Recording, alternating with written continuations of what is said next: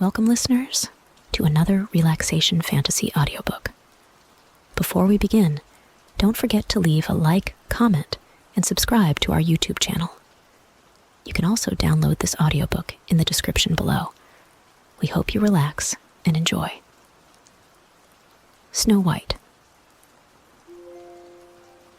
Once upon a time in midwinter, when the snowflakes were falling like feathers from heaven, a queen sat sewing at her window, which had a frame of black ebony wood. As she sewed, she looked up at the snow and pricked her finger with her needle. 3 drops of blood fell into the snow. The red on the white looked so beautiful that she thought to herself, "If only I had a child as white as snow, as red as blood, and as black as the wood in this frame." Soon afterward, she had a little daughter who was as white as snow, as red as blood, and as black as ebony wood, and therefore they called her Little Snow White. And as soon as the child was born, the queen died. A year later, the king took himself another wife. She was a beautiful woman, but she was proud and arrogant, and she could not stand it if anyone might surpass her in beauty. She had a magic mirror. Every morning she stood before it, looked at herself and said, "Mirror, mirror on the wall, who in this land is fairest of all?" To this the mirror answered, "You, my queen, are fairest of all." Then she was satisfied, for she knew that the mirror spoke the truth. Snow White grew up and became ever more beautiful. When she was 7 years old, she was as beautiful as the light of day, even more beautiful than the queen herself. One day, when the queen asked her mirror, "Mirror, mirror on the wall, who in this land is fairest of all?" it answered, "You, my queen, are fair. It is true. But Snow White is 1,000 times fairer than you." The queen took fright and turned yellow and green with envy. From that hour on, whenever she looked at Snow White, her heart turned over inside her body. So great was her hatred for the girl.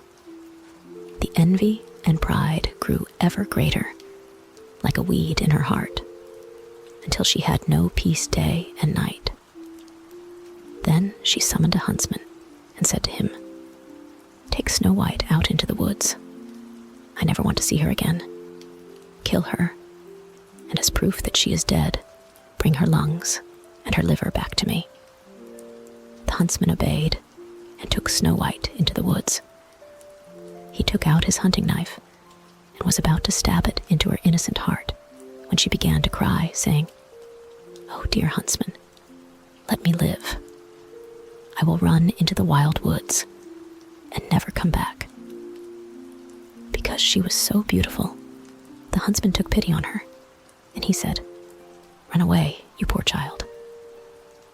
He thought, "The wild animals will soon devour you anyway." But still, it was as if a stone had fallen from his heart, for he would not have to kill her. Just then, a young boar came running by. He killed it, cut out its lungs and liver, and took them back to the queen as proof of Snow White's death. The cook had to boil them with salt, and the wicked woman ate them, supposing that she had eaten Snow White's lungs and liver. The poor child was now all alone in the great forest, and she was so afraid that she just looked at all the leaves on the trees and did not know what to do. Then she began to run. She ran over sharp stones and through thorns, and wild animals jumped at her, but they did her no harm. She ran as far as her feet could carry her, and just as evening was about to fall, she saw a little house and went inside in order to rest. Inside the house, everything was small, but so neat and clean that no one could say otherwise. There was a little table with a white tablecloth and 7 little plates, and each plate had a spoon, and there were 7 knives and forks, and 7 mugs as well. Against the wall, there were 7 little beds, all standing in a row and covered with snow-white sheets. Because she was so hungry and thirsty, Snow White ate a few vegetables and a little bread from each little plate, and from each mug she drank a drop of wine. Afterward, because she was so tired, she lay down on a bed. But none of them felt right. One was too long, the other too short, until finally the seventh one was just right. She remained lying in it, entrusted herself to God, and fell asleep. After dark, the masters of the house returned home. They were the 7 dwarfs who picked and dug for ore in the mountains. They lit their 7 candles, and as soon as it was light in their house, they saw that someone had been there, for not everything was in the same order as they had left it. The first one said, "Who has been sitting in my chair?" The second one, "Who has been eating from my plate?" The third one, "Who has been eating my bread?" The fourth one, "Who has been eating my vegetables?" The fifth one, "Who has been sticking with my fork?" The sixth one, "Who has been cutting with my knife?" The seventh one, "Who has been drinking from my mug?" Then the first one saw that there was a little imprint in his bed, and said, "Who stepped on my bed?" The others came running up and shouted, "Someone has been lying in mine as well." But the seventh one, looking at his bed, found Snow White lying there asleep. The 7 dwarfs all came running up, and they cried out with amazement. They fetched their 7 candles and shone the light on Snow White. "Oh, good heaven! Oh, good heaven!" they cried. "This child is so beautiful." They were so happy that they did not wake her up, but let her continue to sleep there in the bed. The 7th dwarf had to sleep with his companions, 1 hour with each one, and then the night was done. The next morning, Snow White woke up, and when she saw the 7 dwarfs, she was frightened. But they were friendly and asked, "What is your name?" "My name is Snow White," she answered. "How did you find your way to our house?" the dwarfs asked further. Then she told them that her stepmother had tried to kill her, that the huntsman had spared her life, and that she had run the entire day, finally coming to their house. The dwarfs said, "If you will keep house for us and cook, make beds, wash, sew, and knit, and keep everything clean and orderly, then you can stay with us, and you shall have everything that you want." "Yes," said Snow White, "with all my heart." So she kept house for them. Every morning they went into the mountains looking for ore and gold, and in the evening when they came back home, their meal had to be ready. During the day, the girl was alone. The good dwarfs warned her, saying, "Be careful about your stepmother. She will soon know that you are here. Do not let anyone in." Now the queen, believing that she had eaten Snow White's lungs and liver, could only think that she was again the first and the most beautiful woman of all. She stepped before her mirror and said, "Mirror, mirror on the wall, who in this land is fairest of all?" It answered, "You, my queen, are fair. It is true. But Snow White, beyond the mountains, with the 7 dwarfs, is still 1,000 times fairer than you."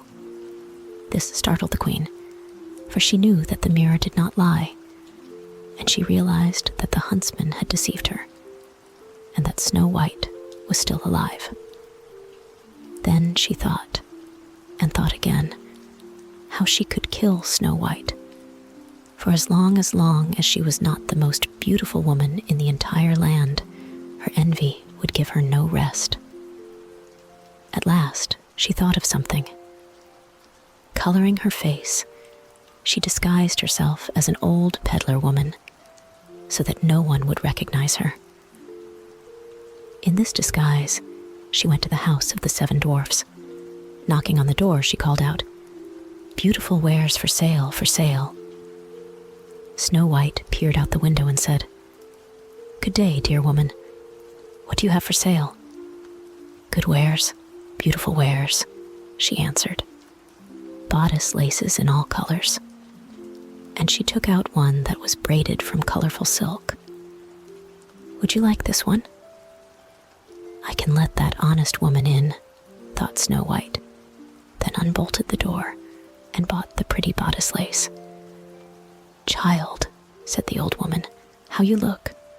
Come, let me lace you up properly." The unsuspecting Snow White stood before her and let her do up the new lace.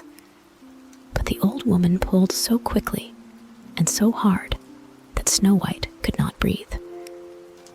"You used to be the most beautiful one," said the old woman, and hurried away. Not long afterward, in the evening time, the 7 dwarfs came home. How terrified they were when they saw their dear Snow White lying on the ground, not moving at all, as though she were dead. They lifted her up, and seeing that she was too tightly laced, they cut the lace in 2. Then she began to breathe a little, and little by little she came back to life. When the dwarfs heard what had happened, they said, "The old peddler woman was no one else but the godless queen. Take care and let no one in when we are not with you." When the wicked woman returned home, she went to her mirror and asked, "Mirror, mirror on the wall, who in this land is fairest of all?" The mirror answered once again, "You, my queen, are fair, it is true. But Snow White, beyond the mountains with the 7 dwarfs, is still 1,000 times fairer than you." When she heard that, all her blood ran to her heart because she knew that Snow White had come back to life.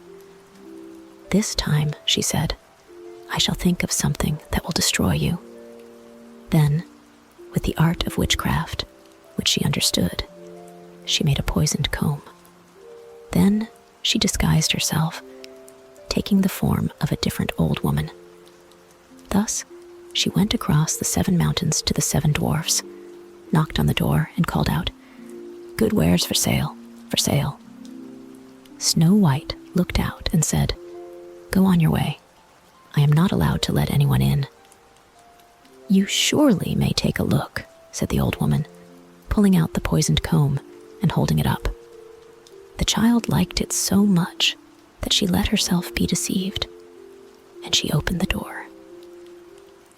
After they had agreed on the purchase, the old woman said, "Now, let me comb your hair properly."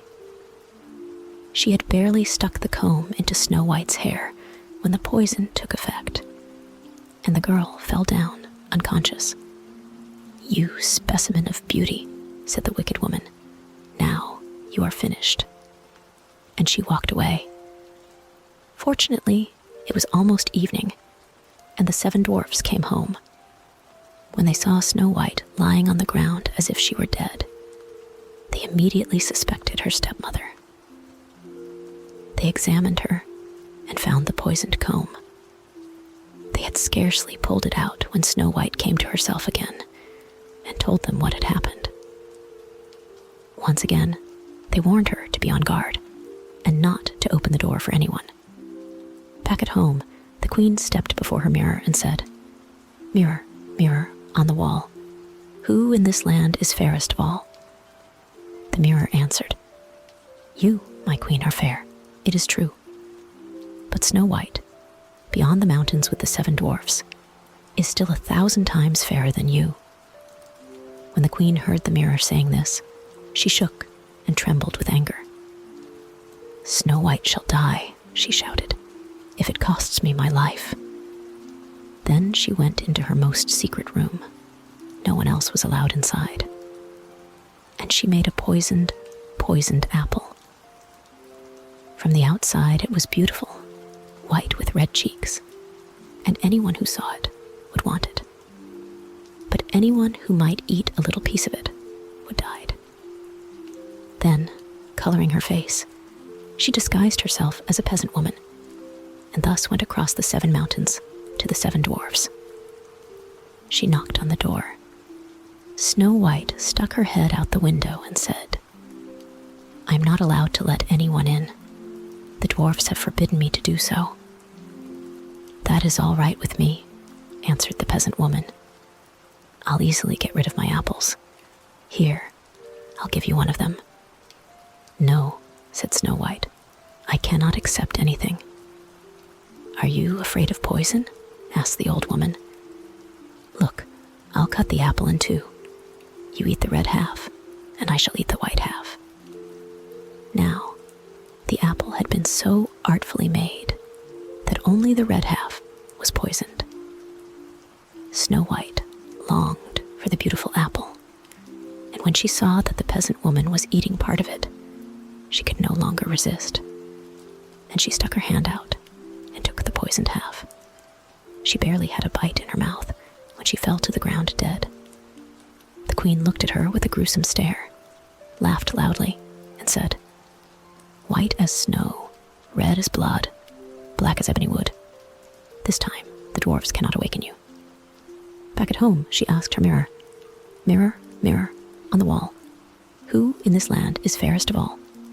It finally answered, "You, my queen, are fairest of all."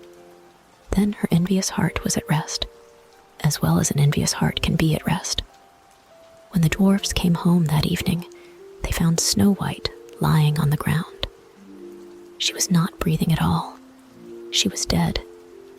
They lifted her up and looked for something poisonous. They undid her laces. They combed her hair. They washed her with water and wine. But nothing helped. The dear child was dead, and she remained dead. They laid her on a bier, and all 7 sat next to her and mourned for her and cried for 3 days. They were going to bury her, but she still looked as fresh as a living person and still had her beautiful red cheeks. They said, "We cannot bury her in the black earth." And they had a transparent glass coffin made so she could be seen from all sides. They laid her inside, and with golden letters wrote on it her name and that she was a princess. Then they put the coffin outside on a mountain, and one of them always stayed with it and watched over her. The animals too came and mourned for Snow White. First an owl, then a raven, and finally a dove. Snow White lay there in the coffin a long, long time, and she did not decay, but looked like she was asleep, for she was still as white as snow, and as red as blood, and as black-haired as ebony wood. Now it came to pass that a prince entered these woods and happened onto the dwarf's house, where he sought shelter for the night. He saw the coffin on the mountain with beautiful Snow White in it, and he read what was written on it with golden letters. Then he said to the dwarfs, "Let me have the coffin. I will give you anything you want for it." But the dwarfs answered, "We will not sell it for all the gold in the world." Then he said, "Then give it to me, for I cannot live without being able to see Snow White. I will honor her and respect her as my most cherished one." As he thus spoke, the good dwarfs felt pity for him and gave him the coffin. The prince had his servants carry it away on their shoulders.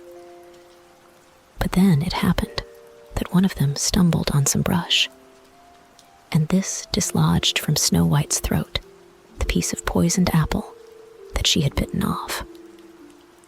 Not long afterward, she opened her eyes, lifted the lid from her coffin, sat up, and was alive again. "Good heavens, where am I?" she cried out. The prince said joyfully, "You are with me." He told her what had happened, and then said, "I love you more than anything else in the world. Come with me to my father's castle. You shall become my wife." Snow White loved him, and she went with him. Their wedding was planned with great splendor and majesty. Snow White's godless stepmother was also invited to the feast. After putting on her beautiful clothes, she stepped before her mirror and said, "Mirror, mirror on the wall, who in this land is fairest of all?" The mirror answered, "You, my queen, are fair, it is true, but the young queen is 1,000 times fairer than you." The wicked woman uttered a curse, and she became so frightened, that she did not know what to do. At first, she did not want to go to the wedding, but she found no peace. She had to go and see the young queen. When she arrived, she recognized Snow White, and terrorized, she could only stand there without moving. Then they put a pair of iron shoes into burning coals. They were brought forth with tongs and placed before her. She was forced to step into the red-hot shoes and dance until she fell down dead. If you enjoyed this audiobook, please don't forget to leave a like, comment, and subscribe to our YouTube channel. You can also download this audiobook in the description below.